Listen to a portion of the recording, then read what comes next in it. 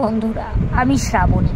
রোজকার মতো আমার গল্পের আসর চ্যালেঞ্জ নিয়ে আজও আমি তোমাদের একটা ছোট গল্প শোনাতে চলে এসেছি। আমার এই চ্যানেলটিতে আমি তোমাদের রোজ রোজ বিভিন্ন ধরনের ছোট গল্প শোনাই।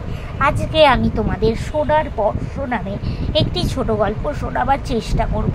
তোমরা প্লিজ আমার চ্যানেলটা সাবস্ক্রাইব করো, লাইক করো, কমেন্ট করো ও শেয়ার করো। আমি যেহেতু একজন শারীরিক প্রতিবন্ধী, নিজের প্রতিবন্ধকতাকে ভুলে নিজের একটা পরিচয় তৈরি করব, সেই লক্ষ্য নিয়েই তোমাদের এই গল্প শোনানোর কাজটা শুরু করেছি। এই কাজে আমার সফল হতে গেলে তোমাদের সাপোর্ট বা সাহায্য খুবই দরকার।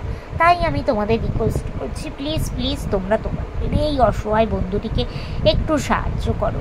তো চলো তোমাদের আজকের গল্পটা শোনানো শুরু করে দিই। গল্পের নাম হলো সোনার পাউরস। এটি একটি খুব লোভী ধনী মানুষের গল্প, যে একবার একটি পরীর দেখা পেয়েছিল। পরীটির চুল কিছু গাছের শাখায় আটকে যায়। তার আরও অর্থ উপার্জন করার সুযোগ রয়েছে বুঝতে পেরে তিনি পরীকে সাহায্য করার বদলে তাকে তার একটি ইচ্ছা পূরণ করতে বললেন।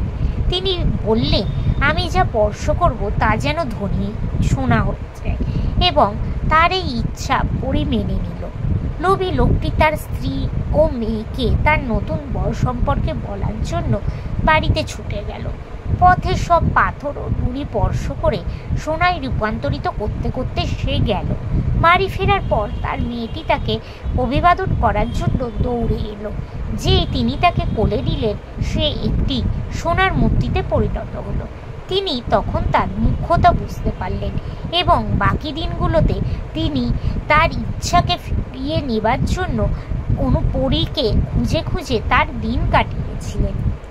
তো বন্ধুরা, এই গল্পটা থেকে আমরা কী শিক্ষা পাই? যে মানুষের লোভ সবসময় তার পতন ডেকে আনে। নমস্কার।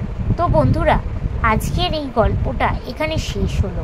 তোমাদের যদি ভালো লাগে প্লিজ একটা লাইক করো, আমার চ্যানেলটা সাবস্ক্রাইব করো ও শেয়ার করো। আজকের মতো আমি চললাম। আবার আমি কাল চেষ্টা করব তোমাদের এরকমই কোনো একটা ছোট গল্প শোনাতে। তোমরা প্লিজ তোমাদের এই বন্ধুটিকে সাপোর্ট করো। আজকের মতো টাটা।